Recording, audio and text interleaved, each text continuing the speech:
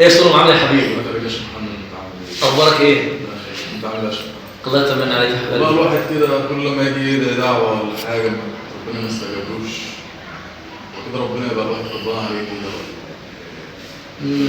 كده يا شيخ محمد. بص يا اسلام حبيبي، صلى على النبي عليه الصلاه والسلام.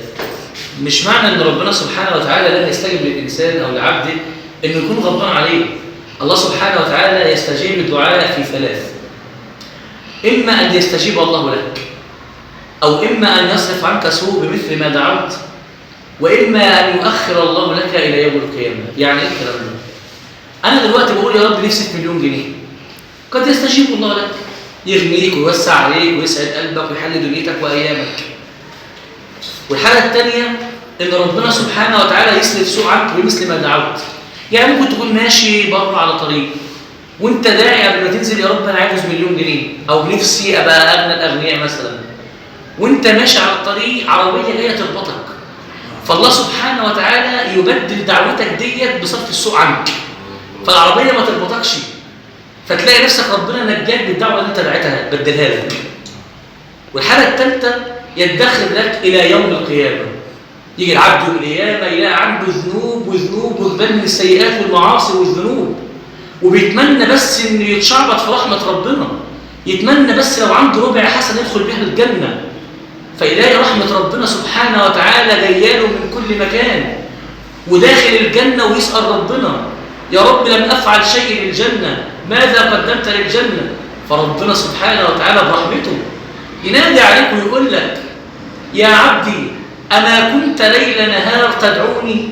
يا عبدي أما كنت ترفع يديك إلي وتدعوني؟ يا عبدي ما تركت لك دعوة قد ادخرتها لك اليوم، وكل دعاء دعوتني به اليوم أجعله في ميزان حسناتك، وتكون سبب في غفران ذلاتك وذنوبك ومعاصيك. يا عبدي ادخل الجنة بما ادخرته لك. عارف ساعتها في الوقت دوت انت بتتمنى ايه؟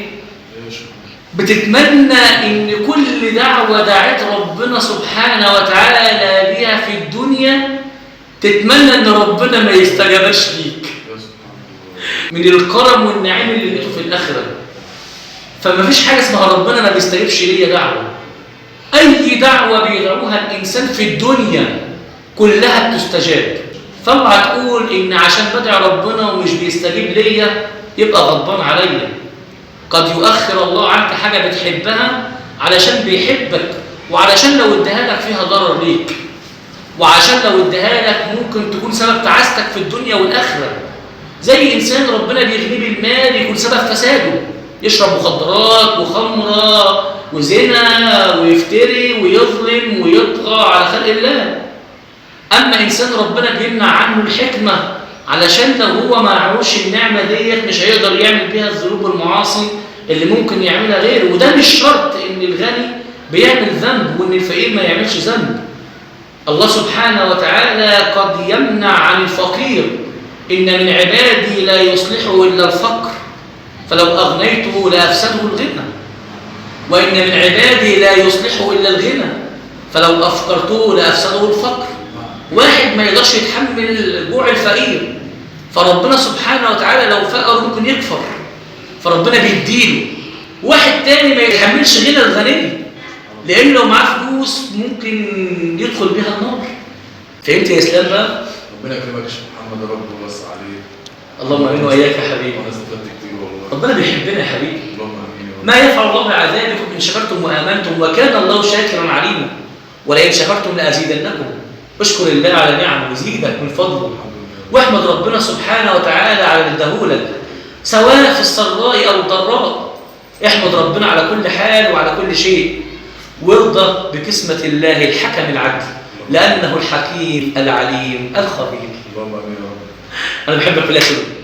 انت حبيبي، ربنا يجزيك الجنه.